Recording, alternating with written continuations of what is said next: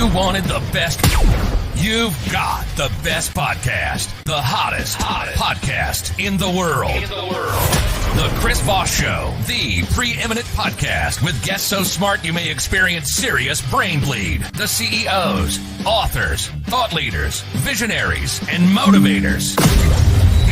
Get ready. Strap yourself in. Keep your hands, arms, and legs inside the vehicle at all times, because you're about to go on a monster education roller coaster with your brain. Now, here's your host, Chris Voss. Hi, folks. Chris Voss here from the ChrisVossShow.com, the ChrisVossShow.com. Welcome to the big show, my friends. We certainly appreciate you being here. We always love our audience. We have the best audience in the world. Have I told you that lately? Can I kiss butt any more to my audience? No, you never can kiss butt enough. So we really appreciate you guys. Thank you for being here. And thanks for referring the show to your family or friends. If you haven't gotten a chance, get them to join the family that loves you but doesn't judge you, at least not as harshly as your mother-in-law. The Chris Voss Show. Tell them to go to goodreads.com/Chris Voss, youtube.com/Chris Voss. All of our groups on LinkedIn, Twitter, Instagram, TikTok, all those crazy places the Chris Voss Show is playing at. He is a returning guest. We've had his brilliant mind on the show once before for his prior book, and we have the newest book out for him, The Unhackable Internet: How Rebuilding Cyberspace Can Create Real Security and Prevent Financial Collapse. Thomas P. Vartanian is on the show with us today. His new book will be released on February 15th, 2023, and we'll be talking to him about that today. He's the author of the new book and currently the executive director of the Financial Technology and Cybersecurity Center, having chaired the financial institutions practices at 2 international law firms. During the S&L crisis, he served as general counsel to the Federal Home Loan Bank Board and the FSLIC. He represented either the government or private parties in a majority of the 50 largest American financial institution failures, and has worked on technology advancements from the introduction of ATMs to the tokenization of financial instruments on blockchain networks. He's also the author of, we appeared prior with this on the show, the author of 200 Years of American Financial Panics. I'm panicking now. No, I'm just kidding. Welcome to the show, Thomas. How are you? Thanks, Chris. I'm just delighted to be back and to participate in what you characterize as a brain bleed. There you go. Well, it's all about the brain bleed. That's just mostly for me. But we have brilliant authors like you on the show so they can educate us just to help stem the bleeding, I suppose. So, Thomas, welcome to the show. We really appreciate having you back. Congratulations on the new book. Give us your .coms, wherever you want people to look you up on those interwebs in the sky. Yeah, so you can find me on thomasvartanian.com. It's probably the simplest place to find everything about me and what I'm doing and about the book. There you go. So what motivated you want to write this book, Tom? So I'll tell you, Chris, I started working with the largest financial institutions in the world, helping them build out their online infrastructures in the 1990s. And I realized now we were all captivated by the euphoria of technology, right? It's hypnotizing. You want to do it. You want to get involved. You want to reach more customers. You want to be more competitive. You want to save money. And so everybody jumps at this stuff. And I've realized now, 30 years later, the mistakes that we made. And the principal mistake is that we have overestimated the euphoria and the benefits of technology and underestimate the insecurities and the vulnerabilities that we've built. And so this book is really my way, after 30 years, of sort of warning that we're out of balance here. Mm-hmm. And if we stay out of balance, it's going to be very risky to our money, our freedom, and our democracy, because we are basically creating vulnerabilities that others can take advantage of. And as technology gets into the hands of people who aren't nation states, people who don't play by the rules of civil society, we're going to see a lot of things happening. And we have seen a lot of things happening that are going to be very, very threatening to us. There you go. Yeah, it's kind of, when social media first came out and a lot of technology and the iPhone and stuff, a lot of people were like, hey, new frontier, new world. And, then there was the Arab Spring, and we were kind of like, hey, this can bring a better thing. And then I think a lot of governments looked at Arab Spring and thought, how do we use this as a weapon against people that we want to control? And so then, it kind of got turned on its head. It's kind of become a Pandora's box that once we've got it open, it doesn't seem we can close it, and it's become really dark. Like I think is, from my opinion, social media is destroying the world and our culture. But I mean, what do I know? I'm just some guy with a podcast.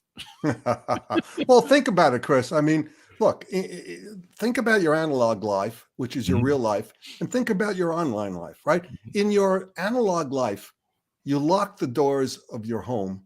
You have fences. We have borders. We have police. We have armies. And people live by rules because that creates a civil society. Why is it that online, not only do we not have any of those things, and we don't have a cyber coast guard to warn us, we actually, with social media, invite people in to rifle through our personal data, our most sensitive personal data. We invite them in. We put it out there. We advertise. We're like, hey, look at this. Right. And if the ordinary person using social media knew, and the internet for that matter, knew how the data was being collected, what data was being collected, how it was being sliced and diced and sold and resold over and over again and used, I think they would be shocked. Yeah. Most people have no idea. I mean, they don't realize that the reason those services are free is you are the product. You are the product. That's exactly right. You're the product. You're the inventory. And frankly, you know, I talked about this the last time we were together. There's a great book by Shoshana Zuboff called The Age of Surveillance Capitalism. And she talks about a lot about how we've become the product and data is the main asset out there. And the most interesting part about her book is how she argues, and I think demonstrates, that big tech is taking all this data, whether we like it or not. I mean, you sign these terms of service agreement, which may say they can take any data and use it in any way they want. How would we know? We don't read them, right? And even if they do promise not to, they're selling data to people who aren't making those promises, who are reselling it and reselling it again. And so, you know, the concept of privacy has long since ended. And the question I'm raising in the book is, well, now that we've gotten to this point, and now that we know the vulnerabilities of online life, and now that we know that we are loading every inch of data and every ounce of value onto those insecure networks, there's a question that we ought to be asking that I haven't heard anybody else ask. And that's why I wrote the book. Did we build the right internet, and should we fix it? There you go. Right? Cybersecurity experts are charging upwards of $400 billion a year just to keep businesses running like rats on a wheel, because they're never going to get to the place where they've got a secure enough network for what they're doing. And so my question is, which I answer in the book, frankly, I said I couldn't write this book without answering the question, do we have a secure enough internet? Did we build the wrong internet? Should we build a new one? And my answer is yes. Now there's a lot of talk about this new Web 3.0. Is that that seems to be some sort of attempt to reinvent the internet? Is that the product we need, or result we need, or do we need something better? Yeah, it's not. And I'll tell you why it's not the product we need, although I think it's a step forward. So Web3, and one of the problems we've got in technology, and I'm sure you come across this all the time in doing your podcast show, is we have no definitions for any of the terms anybody uses. Everything has its own definition, right? So Web3 has its own definition depending on who you're talking to. But I write about Web3 in the book, and I say it's a step forward. Why? Because it is moving towards decentralization of the data, meaning that instead of me giving all my data to Google, Apple, Amazon, Facebook, the data stays on my computer, right? And I control the data. And so what Web3 is about taking the power back from big tech and giving it back to people and who own the data. That's what the purpose is. My purpose in writing the book and talking about these issues, after having been a technology advocate for 30 years, is that we have to go one step further than Web3. We have to look at the next web as a means of becoming more secure, not just decentralizing data, but adding enormous security to eliminate the vulnerabilities that we've created. There you go. So Web 4.0 maybe. Web 4, Web 5. I don't know. Web 5. And how do we get this to happen? Does everyone need to just be educated, read your book, understand what's going on? Does there need to be, some social uprising where we need to say, we've had enough and we're not going to take it anymore? That whole network movie sort of guy. Yeah, so being a lawyer, I decided I had to answer that question too. I mean, I just couldn't raise these questions, talk about solutions, and not talk about how it should happen. And so what I did in the book, Chris, is I walked through the last 25 years, the Clinton administration, the Bush administration, Obama, Trump, and now Biden, and what the government has done in those 25 years. And interestingly enough, the Clinton administration identified all of the issues and all of the conceptual solutions back in 1996. They did a great job at identifying the issues, the concerns, the vulnerabilities. And what have we done since then? Relatively nothing, right? Every president since then has put out an executive directive that's essentially a cut and paste job of the Clinton executive directive. Just same stuff over and over again. We have warned private businesses, private organizations, think tanks have for 25 years been warning that we are heading in the wrong direction. But who's done anything? Nobody. Yeah. I mean, look at President Biden's directive of last year on cybersecurity. What did he do? He did some good stuff in that directive. He required zero trust architecture in the government, which we can talk about later. But the problem is, he delegated the responsibility for cybersecurity in the government to 24 different agencies. Now, and I know when you delegate something to 24 people, nobody's in charge, nothing's going to get done. Exactly. So how does this all get done? I think the way it gets done is, number one, leadership, right? Mm-hmm. There needs to be somebody, it's not Congress, that's for sure. I think the business community has got to come together with their legislators, and they have to say, this has to be done because the future is too insecure to risk that. Now, when is the business community going to do that? The business community is going to do that when the profits from the internet are dwarfed by the expenses of vulnerabilities. And we're going to get there. We're going to get there at some point. And they're going to say, well, wait a minute, we're not making the kinds of money we thought from this interface. We better fix it. And I think step number one, the business community has got to step forward. It's got to demand action from the Congress. We've got to find some leadership in this country, wherever it may be. And they're going to have to work together globally to fix this problem because we can't swim in the same online water with China. We can't swim in the same online water with Russia and North Korea and Iran. It's crazy to share the internet with them when they don't agree with any of the rules of civil society for how an internet should work. So I think, I think there really has to be sort of a grassroots effort in the business community. And, I chaired a 20-country report in 2000 on jurisdiction in cyberspace, because the issue then was, well, whose laws apply in cyberspace? There's no borders, right? Mm-hmm. We put 20 countries together and we came up with a report that has really laid down the skeletal structure for what the courts have done. But how did we do it? You know how we did it? How? We found lawyers and investment bankers and accountants in 20 countries who wanted to get involved in this. Why did they want to get involved in this? One, it's interesting to them, but two, they knew when this report came out and it laid the groundwork for what was coming, they'd be on the ground floor of getting clients and getting business from this, right? Mm-hmm. So it may be very structured and maybe very, ordered in terms of finding people because there's some upside, but that's the way you make things happen. They have to see an upside to go forward and do it. And those are the kinds of things that I suggest in the book and talk about. It's worked in the past. It can work in the future. But you said it, and I'll say it here. The consumer needs to be educated because they have no idea what's going on when they look in that screen. They have no idea what's going on between the keyboard that they're tapping.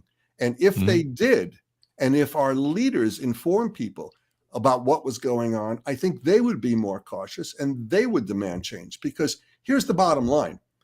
You're more than willing to engage in social media, to get information online and do whatever it is because it's convenient. You hit a keyboard, something pops up, and you got information, and you've been very effective and very efficient. If I told you every time you touch your keyboard, you're increasing the risk that all of your money disappears tomorrow morning, you would think twice about what you're doing. Mm-hmm. Definitely. Yeah. I mean, I like my money. I like to keep it too. Well, the one thing I learned when I was a financial services lawyer for 40 years is that everybody has an emotional relationship with their money. They do. They do. Yeah. I like my money. I have a thing about it. So, this is really interesting. Are you saying that the money has basically got to run out for companies where they realize that the downside of hacks and the cybersecurity and everything, and basically the money's got to run out that they're currently getting for them to go, oh, we need to invent a new model? That usually seems to be the way it works. Am I correct or wrong? Yeah, no, you're exactly correct. So if you go and read JP Morgan's annual report, Jamie Dimon, who is one of the smartest financial minds around, basically says, this has become a huge problem and a huge expense for the bank. He identifies, get this, 43,000 people in the organization working on what he calls fortress defense. That's cybersecurity and compliance with regulations. 43 of 250,000 employees working on fortress defense. Now, that's an enormous cost, right? Mm-hmm. It's an enormous cost. So far, they're handling that cost. But at some point, that cost crosses the line, and those businesses begin to say, we can't handle that cost anymore. It is unsustainable to stay on that trajectory. We've got to change something. And when that happens, they'll go to the legislators. The legislators will change their minds and do something. Why aren't the legislators doing something now? I think it's a very easy answer, and that is cybersecurity is not an issue that they can raise money off of, right? Yeah. Yeah. I mean, who's going to make political donations over the issue of cybersecurity? So they have to focus on the issues that they can fund their operations, so to speak. And they're only going to respond to businesses when the businesses say this has to happen. And by the way, the consumers will be right behind them at that point. Yeah. The interesting thing to me is how much the government has, I forget the name of the, there's a rule that the Social Security, or not the Social Security, but the social media empires have Rule 203 or 200. Basically, it's a rule that makes it so that they aren't publishers, right? And so they can avoid the demands of normal media, mainstream media, big papers, stuff like that, that come with all sorts of downsides. And it seems like even recently with the January 6th report, it came out that the politicians that were on the January 6th committee didn't want to take on social media and some of the contributions that social media did to January 6th in the insurrection. And part of it is they don't want to regulate them because they that's how they get reelected, is buying ads on Facebook, reelect me to Congress for the next thing. And there's almost like a dirty sort of relationship there going on where it's symbiotic, and it's like, I'll scratch your back or you scratch mine. And it's like, well, we don't want to control Facebook because we don't want to piss them off, because we won't be able to run our re-election politician ads and our fundraising ads, but they need to be regulated. And there's been like this thing where it's like a hands-off thing, and social media companies can just get away with whatever they want.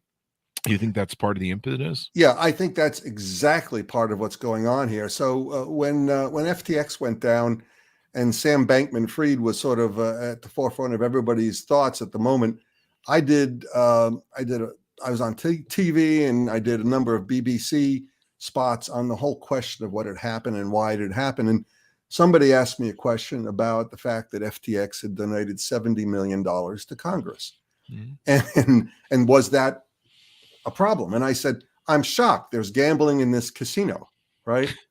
But that's the fundamental core of the problem here. And that is big tech is giving so much money to Congress. Congress is not going to budge unless we get into a crisis or the inevitable financial Armageddon happens, and then it may be too late. I mean, that's the problem with all this. The scale The scale of the threat is what concerns me. And as I say, I was a great supporter, euphoric about technology. I helped financial institutions create their online interface, but I now understand that we didn't appreciate the scale of the problem. So let me give you an example.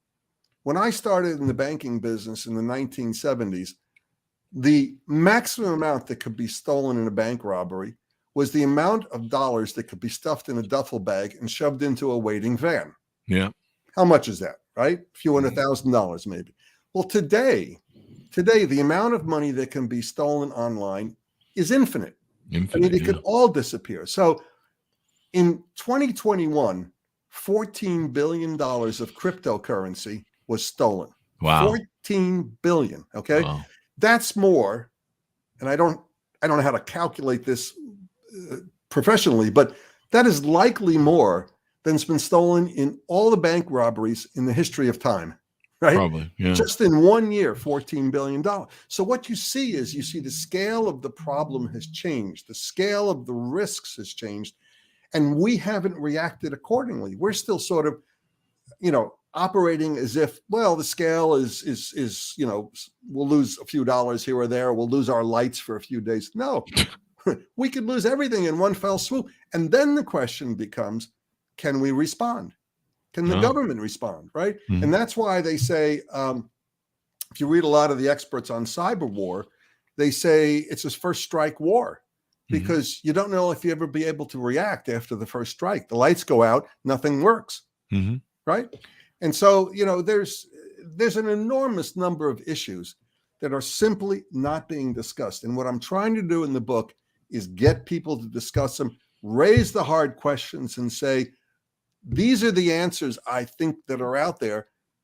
Let's talk about them and let's try to make something happen so that we're not on this road to inevitable vulnerability. It's one of the problems too. Excuse me. It's one of the problems too. You saw some of the interviews of the social media giants, Google and Facebook, in front of Congress, and it really exposed how out of touch the people in Congress. Some of them might be too geriatric. I mean that in a nice way. I mean, they just seem completely out of touch with what technology was. I mean, you saw the idiot questions they were asking that you're just like, are you serious? Like, you have no idea how just a simple form of email works or something, and you're the person who's overseeing technology. It seems like that's a big problem. These guys really don't even understand it or get it. Yeah. After the amount of money that's flowing into Congress, from vested interests involved in keeping this going, the second biggest problem is it's not all, but most of Congress doesn't understand the basics of technology. They don't understand what is going on in that machine in front of them, what's going on online, and how things are moving, how they were encrypted. When I started representing financial institutions in the technology world back in the 90s, I decided I couldn't do that without learning the underlying computer science. I learned digital signatures. I learned encryption. I learned all the stuff that surrounds that and how blockchain is formed.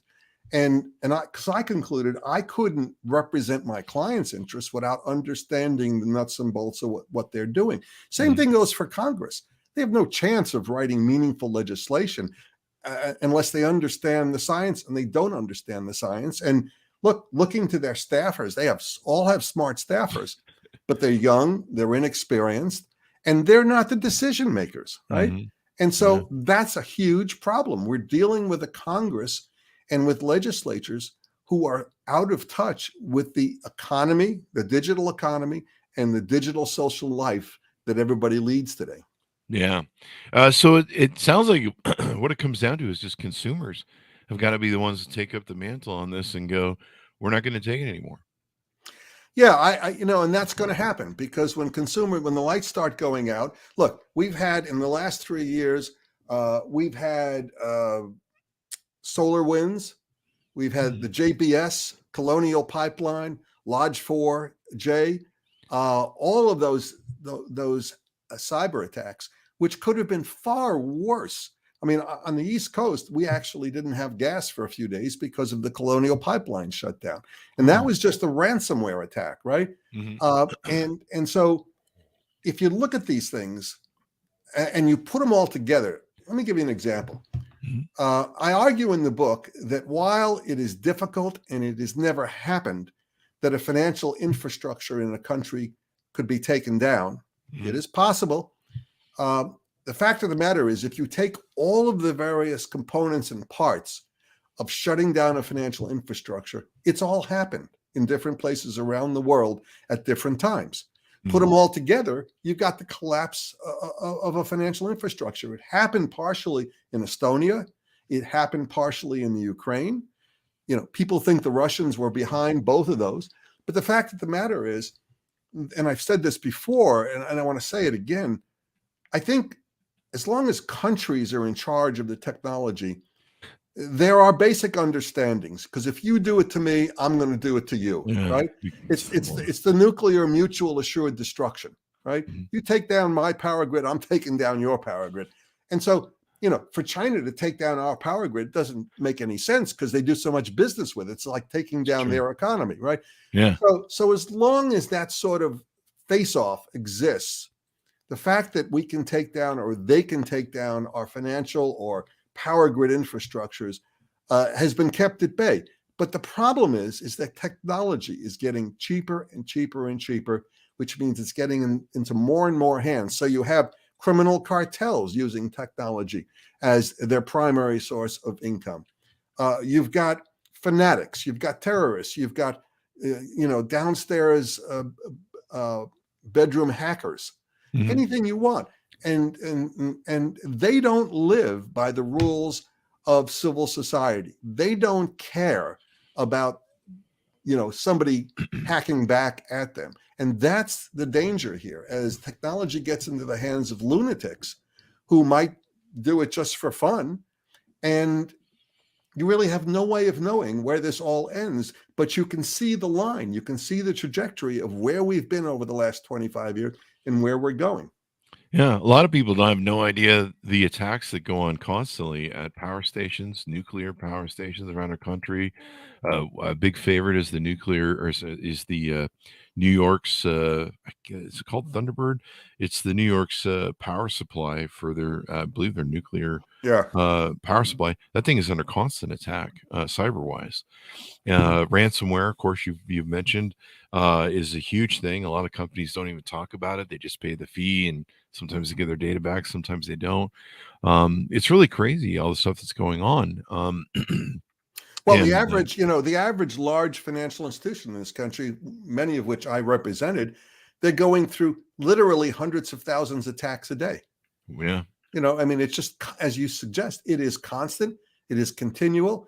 And the thing is, they've got to deter and prevent every single one to live another day, whereas the attacker only has to get in once. That's true. That's a good point.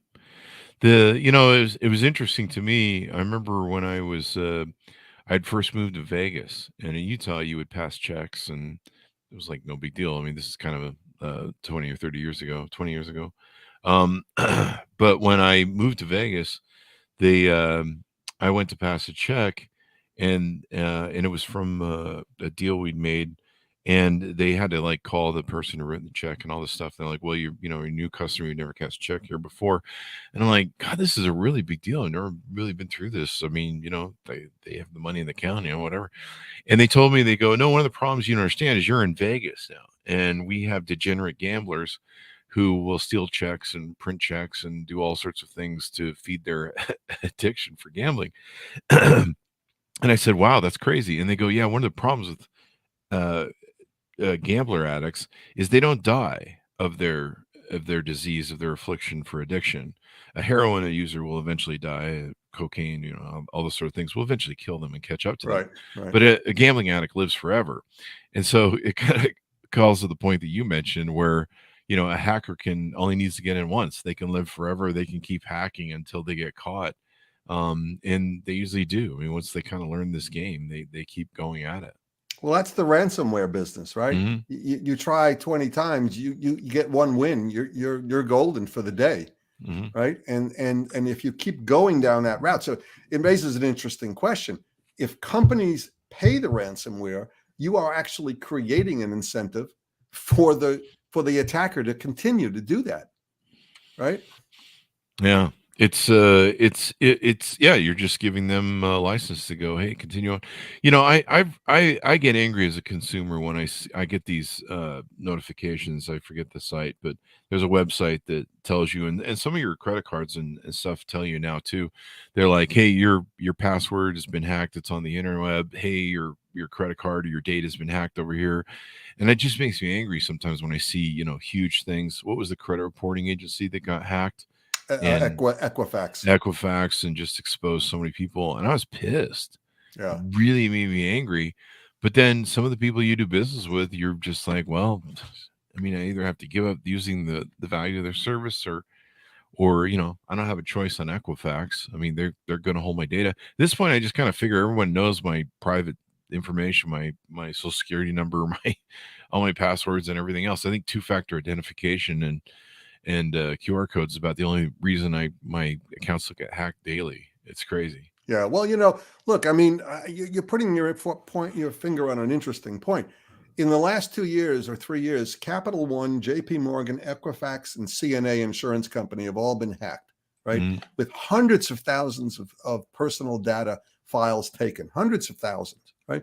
Mm-hmm. And if they can't prevent it, and they can't, if they can't prevent it, what chance do we have of preventing anything from happening to us? Now, we may be, not big targets individually. Maybe it's a better target to go after a JP Morgan or a Capital One, but it shows you the vulnerability of the system we've created. Why have we created a system that's inherently vulnerable, where software and hardware has all kinds of deficiency in it, where human error can let somebody into a system and they just gallivant around wherever they want? I mean, one of the questions I spend a lot of time in the book, when I get to the end of the book and I talk about solutions, is anonymity. You can't do anything in the analog world anonymously. I mean, what the hell? My dog has a license, right? Yeah. Right? You can't do anything anonymously. Whereas online, you can do everything anonymously. So my first solution is that has to end. We have to authenticate everybody personally, not authenticate machines and IP addresses. Today, the authentication that goes on is your machine is authenticated when you go on something. It doesn't authenticate you. It's your machine or your IP address.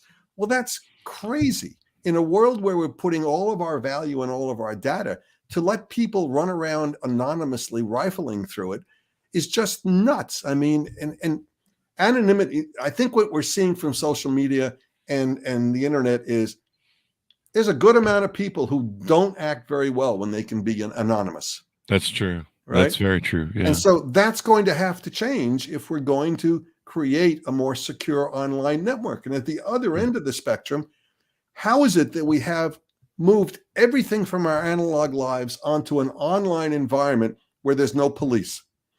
If your money disappeared tomorrow, would you know who to call? No. The Right? FBI, I don't know. Right. Who do you call? I mean, who are the cyber police? Right. And if your money was taken and it was just you, you'd probably get it back from your investment advisor, from your companies, from your bank. They probably all make good. But if everybody's money was taken tomorrow morning, nobody'd get it back. There wouldn't be anybody left to sort of make good on any of that. And so, I think that we have to think about, and I articulate it as what I call the age factor. A is for authentication, G is for better governance, and E is for enforcement. If we have those three things built into the system, and then we create what I think we need are sidecar private networks that you don't get into unless you've satisfied all the rules, you've identified yourself, you've agreed to live by those rules. And if you don't, an artificial intelligence monitor just kills your application. Oh, wow. Wipes you out, right? And so those are the kinds of things we're going to need to instill some sort of discipline in a world that looks like our analog world, but has no discipline. Yeah. We need cops that can pull people over and say, hey, man, your registration expired. Right. So what would your like I said, I've advocated for probably 5 or 6 years. I mean, I just say it on social media, but I say, like, when you see really extreme exposure of data. Some companies like, oh, we kept all the passwords in a text file that wasn't encrypted. Stuff like that. To me, I'm like, that needs to be criminalized. That Right. needs to be criminalized. There's some sort of intent in the laziness of you just don't want to pay enough to protect my data. So let me pose that to you as a question. There's a second follow-up question. Does it need to be criminalized? Or is some behaviors need to be criminalized? When you see something egregious like, we kept it in a text file and it was outside the encryption and just sitting there for everyone to pick up. The other thing is like, does my IP address need to have my name on it? Does it need to perform like the phone book where every time I log on, everybody knows Chris Voss is here on block A? Yeah. So the first question, does it need to be criminalized? I talk about that a lot in the book, and I give examples. I don't like just throwing out ideas and solutions without examples of how they work. So, I'll give you an example that's going to ring true with you. All of these companies that have been hacked and have lost personal data, hundreds of thousands of data files lost, millions of data files lost, goes onto the dark web. Who knows what happens to it in the dark web? Most of us don't function on the dark web, but the things that go on the dark web are such a huge amount of criminal and deviant behavior that we don't even want to know what's going on the dark web. But that's where the data goes. Well, what happens to the companies who've been hacked? And this gets exactly to your question. Pretty much nothing, right? Yeah. So they have to maybe pay a price by giving consumers free access to credit reports for some period of time. Oh, big deal. At the end of the day, what's happening, and this goes back to what I said at the beginning, they're not losing enough money from insecurity to want to change it yet. They're not being penalized enough. Nobody's being held responsible. In fact, what the government is doing part of the time is apologizing for corporations that are getting hacked. And the corporations just don't have enough financial incentive to fix that issue. It's just as easy to keep going down the same path they're going because it's profitable to do so. Yeah. It's when it becomes unprofitable, when people go to jail, when people are held responsible, when there's huge civil penalties for these kinds of hacks, then the companies will say, well, wait a minute, I guess we better really fix this. Because what we've got now, and this is what really has bothered me over the last 5 or 8 years, there's this sense of inevitability when a hack occurs, right? Oh, well, it can happen to anybody. Let's just move on. Well, no, that shouldn't be the answer. The answer is you run a business. You don't let anybody come in through the front door and rifle through your files and take whatever they want. Your responsibility is to stop it. If we impose that responsibility on companies, if we imposed it on individuals, we would have greater security out there because they'd say, hey, this doesn't pay to be sort of reckless about this. Take coding, for example, Chris. Time and time again, you'll read about the creation of software. And the principal problem with the creation of software now in an environment where, getting it out there quickly is money, is that it gets put out there too quickly. It gets put out there because we live in an era where we say launch and then patch, right? Let's launch it, and if something happens, we patch. But the problem is once you launch defective coding and defective software, you're patching and you're always trying to catch up, right? And you never do catch up because the bad guys are always out there ahead of you. And so we need operating standards on coding. I hesitate, I'm not a big government guy. I'm a small government guy, but I hesitate to say, hey, look, if there was an FDA for software and coding, maybe it would work better. I mean, maybe people would actually stop and make that coding and make that software perfect before it went out there. And that's why I really think if there is more criminal penalties and civil penalties, and like you say, maybe a government oversight thing, because we rely too much on these guys to police themselves. We hear it all the time. Well, Facebook, we police ourselves. We have a good thing to police ourselves. Yeah, we've seen what happens with that. Somebody's got to pay the piper when this happens, because you certainly, under today's rules, when nobody's identified, you certainly can't find the hackers, right? Yeah. And if you do find them and they're sitting in North Korea or Russia or Iran and you indict them, what does that do? They're not coming to the United States to make themselves susceptible to jurisdiction here. They're never coming here, right? Yep. So indicting 6 guys in Russia is an absolute meaningless action. I mean, obviously get some press release, right? We indicted Kukla, Fran, and Ali in Russia. And, if we ever come here, they'll get thrown in jail. Oh, great. Well, they're not coming here. In fact, they're busy hacking the next company they're going to find. Yep. So you're right. Somebody's got to pay the price. It's not an easy thing to do. It's not an easy formula, but it's not impossible. And my bottom line is always this. If we move our analog lives to the online environment, we move all the rules that go with it. We move all the police that goes with it. We move all the governance that goes with it. Otherwise, we're absolutely asking somebody to do something bad to us. Yeah. I've known startups that when they start up, the last thing on their mind is security. They just want to get rolling. They want to make money. They want to make their big bucks, just ship it, and all that stuff. And I'm like, maybe you should wait just a little bit longer to make sure it's a little bit more secure to ship it. But, the VCs have their own agenda and stuff. Do we need to get rid of the dark web? That's beyond my pay grade how to figure that out. Maybe that's a dumb question, but if you're looking to, Google Plus and Google tried to do this years ago. They tried to force everyone on YouTube. Well, they did actually on Google Plus and YouTube and some of their other properties that they had to validate themselves. They had to authenticate themselves and expose who they were. Yeah.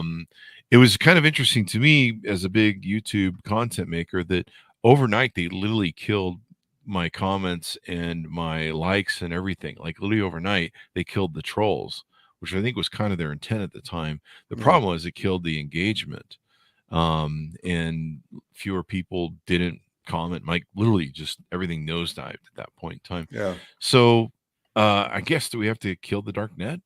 Well, it's an interesting question. I think we could kill it if we wanted to. I mean, it's interesting to me that I have worked with and known technologists, computer engineers for the last 4 decades. Mm-hmm. And they're the kind of people who basically say, I can do anything in a technology world. Just tell me what you want to do. But the one thing they don't be able to seem to do is to react to building a better internet, recreating it. I mean, I've mentioned the thesis of a book to a few people who are actually involved in the creation of the internet. And you would think I just shot their dog on their front lawn. They go into a fetal position and say, oh, no, that can't happen. You can't, And the fact of the matter is, I think we can do almost anything technologically. Now, how do you get to the dark web? You get to the dark web by using a special browser. It's the only way you get there. And a lot of the sites are by invitation only, or you have to be admitted by an administrator. So it's difficult to deal with that kind of a construct. But if you can't find the browser because the browser's not around and you can't get to those sites, doesn't matter whether you're invited or not, right? So yeah, we could do a lot of this stuff, but at the end of the day, who is it that's doing it? Who's the we, right? Remember, the internet is under the control of the entire globe. It's not just an American internet, right? And who are the governance authorities? Well, there's some, there's ICANN, there's this, there's that. You get your domain name from them. But there's, as I said, there's no cyber police. There's nobody governing any of this stuff. So that's the first question. Who's the we that does this, right? Who's the we that makes the rules and enforces them? And what I say in the book, I was a financial regulator for 8 years in this country. And I know the pitfalls of regulation. I know the upside of regulation. And what I say in the book is the digital economy is forcing us to have a different mode of regulation. And what I mean by that is regulation has got to be collegial, not adversarial, right? The regulatory system we have today is a gotcha system, right? You do something, the FDIC comes out and crushes you. Or the Federal Reserve Board crushes you, and it's an adversarial relationship. I would rather see regulators that are composed of the business side and the government side together. Just think about this for a second. Supposing the Federal Reserve Board had 4 people from the private sector who are operating still in the private sector. They haven't left to go in the government. And 4 people who are government experts, right? 4 and 4. They would actually have to reach a consensus to do something because they'd have to find a consensus position to get a vote to do something. And that means they would have to share information with each other. The technology side would have to share side with the information with the government side. They'd have to work together to get to a solution. That's the kind of regulatory system that's going to work in this digital economy. The old one is not going to work. I think the FBI and the NSA and probably some other Homeland Security, I think they all have different aspects of this where they're trying to be a policing unit. Are those guys effective? Do they need to be more effective? Is that the way to go at trying to have the FBI and other government authorities that are supposed to be running security in this country do more and spend more? Yeah, well, like everything else, Chris, you got a lot of agencies doing a lot of things and not a lot of coordination, but you do have the FBI. And the FBI, I mean, if you read about it, the FBI is spending an enormous amount of money dealing with and resources dealing with the dark web. You've got NSA, you've got Homeland Security, you've got any one of a number of law enforcement agencies, all sort of trying to figure out how to deal with all of this flood of threats and cyber attacks. And the problem is we have tied their hands behind their backs. We have given them an environment to work in that's impossible. They're going after people who are anonymous anywhere on the globe, right? It takes forever to find them. There's a great book written called The Cuckoo's Egg. I think it was written in 1987, 88, about a hack of a lab in Berkeley by what turned out to be the KBG at that time. Oh, wow. And it turned out it showed up as a 75-cent discrepancy on the accounting files of the Berkeley lab. And the person who was appointed, an astronomer, was appointed to basically look at the accounting statements every month. And he said, what's this 75-cent discrepancy? Who used the computer for 75 cents worth of time and didn't pay for it, right? 2 years later, with no help from the FBI and the Secret Service, the CIA, but help from the German authorities, he found a few guys sitting in Germany who were from Russia, part of the KBG or the GRU, whatever it was at the time, who were infiltrating the Berkeley lab because it was an access point to get into every Air Force base in America. Holy crap. Right? And eventually some people went to jail, but it took years and years and years.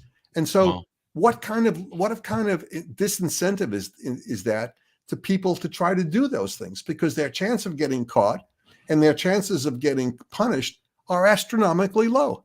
And it's a terrific book, The Cuckoo's Egg. It's just, it goes on. And you would hope, he said, for instance, I called the FBI and they said, does this involve $1 million of damages? And he goes, no, it's 75 Wow. cents. And they said, well, don't bother me. Well, 75 cents was the tip of the iceberg. It turned out to be multi-millions of dollars. But of course, you can't see that at the beginning. Mm-hmm. The second question the FBI asked, is it classified documents? He said, I don't know. And they wouldn't help him. And that's probably true today. That's probably what happens today. And I'm not faulting the FBI or any agency. They only have the resources they have. They have to go after sort of the things they can get. But we have tied their hands behind their backs in terms of trying to deal with these situations, and they're only going to get worse. Yeah. There you go. Well, this has been really insightful. We want people to go buy the book. Anything more you want to tease out on the book before we go? Well, one of the things I guess I'll tease out is some of the solutions I talk about in the book and how they might work. And, I lay out about 100 different things that people have talked about. Better coding, standards for coding, transparency. I mean, transparency is an important one. Does the government tell us what it's protecting and what they're not protecting? We don't know, right? We assume, the normal human being will assume, since it's on the internet, the government must think it's okay. Well, that's not the case. The government's not doing anything there. And what about transparency from the people who are providing this information on the internet? Does any of them tell you what they're using the data they're taking from you for? No. I mean, so we need transparency. We need zero trust architecture. And lastly, I'll come back to what I said before. We need sidecar networks for critical infrastructure. The current internet was never meant to be secure. It was never meant to support critical infrastructures like financial services, power, military defense. It just wasn't built for that. And so if we're going to use an online capability for that, we have to rebuild at least that part of the internet. If people want to use the other part of the internet as sort of a three-ring circus for things that aren't important, that's fine. But if it's something critical, something important, it's got to be in secured networks that the general public can't get onto without satisfying authentication, governance, enforcement standards. There you go. There you go. Well, Thomas, it's been wonderful to have you on the show once again, and very insightful as well. Give us your .com so people can find you on the interwebs, please. Yeah, it's thomasvartanian.com. Very easy to get to, and you'll see everything you need to see there. There you go. Order it up, folks. You can pre-order it right now. It'll be released on February 15th, 2023. The Unhackable Internet, how rebuilding cyberspace can create real security and prevent financial collapse. Thanks to Tom for being on the show with us today. Thanks, Monis, for tuning in. Go to goodreads.com/Chris Voss, youtube.com/Chris Voss, LinkedIn, and all those crazy places on the internet. Thanks for tuning in. Be good to each other. Stay safe. And we'll see you guys